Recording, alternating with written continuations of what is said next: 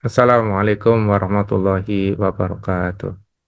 Bismillah, alhamdulillah, assalatu wassalamu ala rasulillah wa ala alihi wa sahbihi wa mawala la khala wa la quwata illa billah. Alhamdulillahirabbil alamin. Tidak lupa untuk kita bersyukur pada Allah. Salawat dan salam kita curahkan, kita tujukan senantiasa pada junjungan kita Nabi besar Muhammad SAW beserta para keluarga, sahabat, dan pengikutnya yang setia hingga akhir zaman.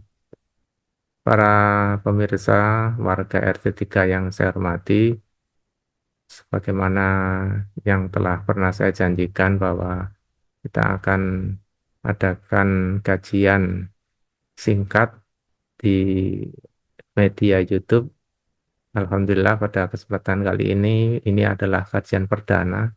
Semoga panjenengan semua bisa mengikuti dengan baik dan bisa mendapatkan manfaat yang banyak dari apa yang nanti kita sampaikan.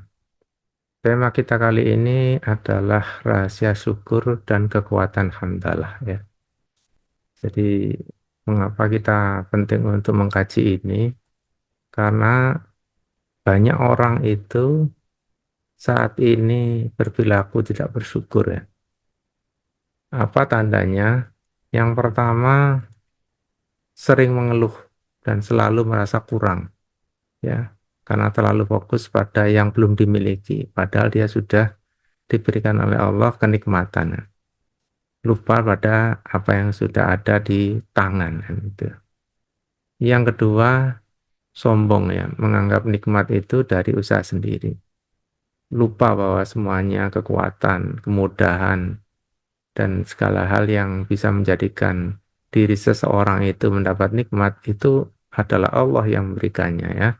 Lupa kepada zat yang beri kekuatan, ilmu, dan rizki. Yang ketiga, menggunakan nikmat itu untuk maksiat ya. Naudzubillah min dzalik ya. Diberi mata untuk lihat yang haram. Diberi harta hanya untuk foya-foya. Nah ini semoga kita dijauhkan dari hal seperti ini ya. Nah berikutnya, banyak juga orang yang berperilaku tidak bersyukur karena tidak peduli pada sesama ya. Dia punya harta banyak tapi pelit, enggan berbagi, dan padahal hartanya sudah banyak, ada kewajiban untuk menunaikan zakat, dia tidak tunaikan ya. Yang kelima, iri hati dan dengki ya. Jadi ada orang yang sudah punya nikmat tapi tetap tidak suka melihat orang lain dapat nikmat ya. Naudzubillah min dzalik. Nah, ini harus dihindari sebagaimana apa yang disampaikan Rasulullah.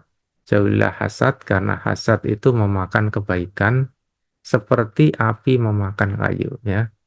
Nah, ini adalah contoh dari bagaimana banyak orang yang berperilaku tidak bersyukur ya. Nah, bagaimana agar kita terhindar dari perilaku tidak bersyukur? Maka kita harus pahami dulu apa itu bersyukur dan hamdalah ya. Yang pertama kita harus tahu pengertian bersyukur ya. Bersyukur itu berarti kita mengakui, menyatakan, dan menggunakan segala nikmat yang Allah berikan pada kita untuk di apa disampaikan kepada ataupun digunakan kepada jalan yang diridhoinya. Nah, itu bersyukur berarti. Jadi kita mengakui bahwa nikmat itu dari Allah, kemudian kita gunakan semuanya itu untuk jalan yang diridhoi oleh Allah. Ya, bukan jalan maksiat. Ya, itu bersyukur berarti. Nah, sekarang apa arti hamdalah? Hamdalah sederhananya memang mengucapkan alhamdulillah, yang artinya segala puji bagi Allah. Arti dari segala puji bagi Allah berarti kita mengucap syukur, memuji pada Allah, mengakui bahwa Allah itu adalah sumber dari segala nikmat. Tidak ada yang bisa memberikan nikmat pada kita selain Allah. Nah, mengapa kita wajib bersyukur? Kita wajib bersyukur memang ini adalah perintah Allah di surat Al-Baqarah 152. A'udzubillahi minasyaitonirrajim. Bismillahirrahmanirrahim. Fadkuruni adkurkum washkuruli wala takfurun ya. Allah mengingatkan, maka ingatlah kepadaku, aku pun akan ingat kepadamu. Bersyukurlah kepadaku, maka janganlah kamu ingkar kepadaku. Nah, ini artinya apa? Bersyukur itu perintah dari Allah langsung disampaikan di Al-Quran di surat Al-Baqarah 152. Kemudian bersyukur juga merupakan tanda keimanan, sebagaimana yang disampaikan di hadis Rasulullah yang diriwayatkan oleh Muslim, hadis nomor 7692. Beliau menyampaikan, sungguh menakjubkan urusan seorang mukmin karena semua urusannya baik baginya. Ini tidak didapati kecuali pada seorang mukmin. Jika ia mendapatkan kesenangan, ia bersyukur dan itu baik baginya. Jika ia tertimpa kesusahan, ia bersabar dan itu baik baginya. Nah, artinya apa? Bagi orang mukmin, baik itu hal yang senang maupun susah, itu adalah kebaikan. Kalau itu kesenangan, dia bersyukur. Kalau dapat kesusahan, ya, artinya dapat qada dari Allah, dia bersabar dan itu pun adalah kebaikan, ya. Apa nikmat terbesar yang wajib disyukuri, ya? Jadi nikmat itu banyak, tapi kita harus tahu apa nikmat yang terbesar yang wajib kita syukuri. Yang pertama adalah nikmat iman dan Islam. Sebagaimana yang disampaikan oleh Allah di surat Ali Imran, Inna dinna indallahil Islam, ya. Jadi sesungguhnya agama yang diridhai oleh Allah adalah Islam. Jadi keislaman kita yang diberikan oleh Allah itu wajib kita syukuri karena itu adalah hal yang diridhai oleh Allah. Hanya Islam yang diridhai oleh Allah. Kemudian di surat Al-Mu'minun Allah juga menyampaikan qad aflahal mu'minun, ya. Sungguh beruntung orang-orang yang beriman. Artinya sudah kita mendapatkan Islam, kemudian kita mengimaninya, ya. Itu adalah hal yang patut kita syukuri jika seorang dalam dirinya terdapat iman dan Islam.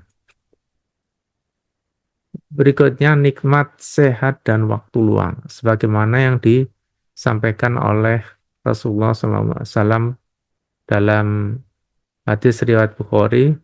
Beliau menyampaikan dua nikmat yang banyak manusia tertipu. Yang pertama adalah kesehatan dan waktu luang, ya.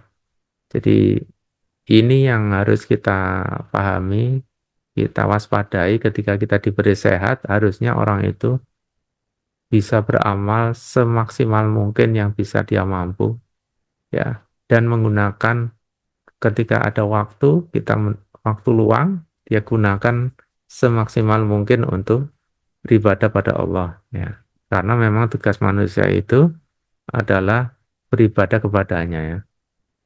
Wa ma khalaqtul jinna wal insa illa liya'budun, ya. Dan Allah menciptakan jin dan manusia itu diciptakan untuk agar mau beribadah kepada Allah.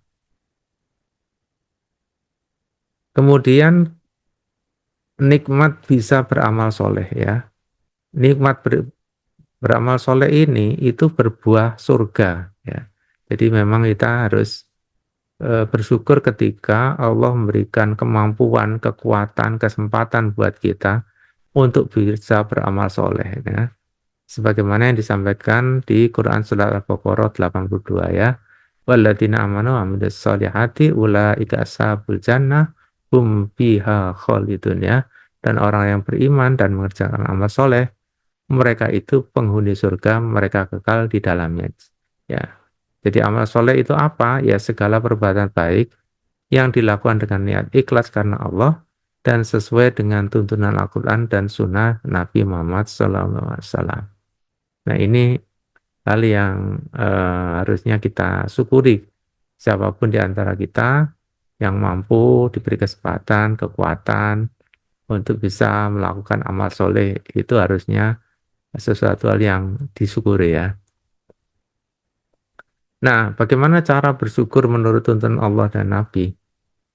Yang pertama adalah syukur dengan hati atau kolbu, ya. Jadi disampaikan di surat An-Nahl Ya, wa ma bikum min ni'matin faminallah ya.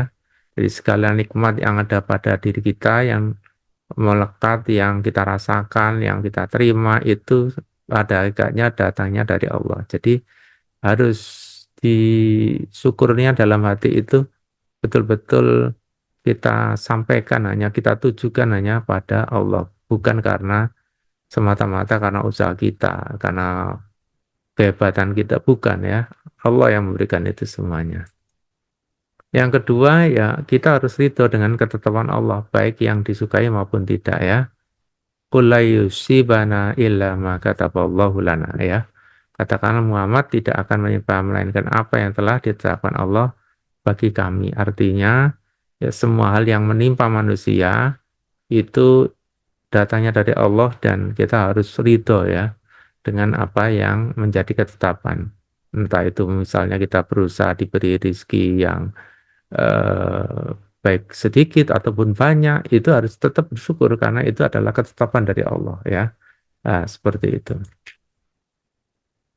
Yang kedua, syukur itu dilakukan dengan lisan ya, mengucap alhamdulillah setiap mendapatkan nikmat dan melihat kenikmatan ya. Jadi disampaikan di hadis riwayat Bukhari ada dua kalimat yang ringan diucapkan dengan lidah tetapi sangat berat timbangan amal, bahkan sangat disukai oleh Allah, yaitu subhanallahil azim, subhanallahi wa bihamdi ya. Jadi kalau kita untuk menyatakan syukur kita, ya kita dianjurkan, disunahkan untuk mengucapkan kalimat ini ya. Jadi ringan diucapkan tapi berat timbangannya di sisi Allah ya. Kemudian kita dianjurkan juga oleh Rasulullah untuk menceritakan nikmat ya, bukan pamer ya, tapi menceritakan bentuk rasa syukur ya, karena memang menceritakan itu adalah hal yang sangat dianjurkan dan meninggalkannya itu tidak menyebutkan nikmat adalah kufur ya.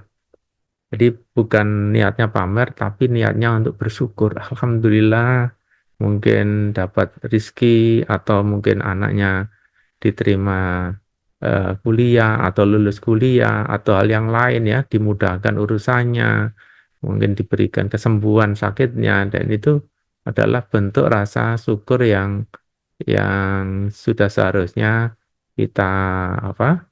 Kita sampaikan ya pada orang, pada diri kita pribadi ya, kita harus merasa bahwa semua itu datangnya dari Allah.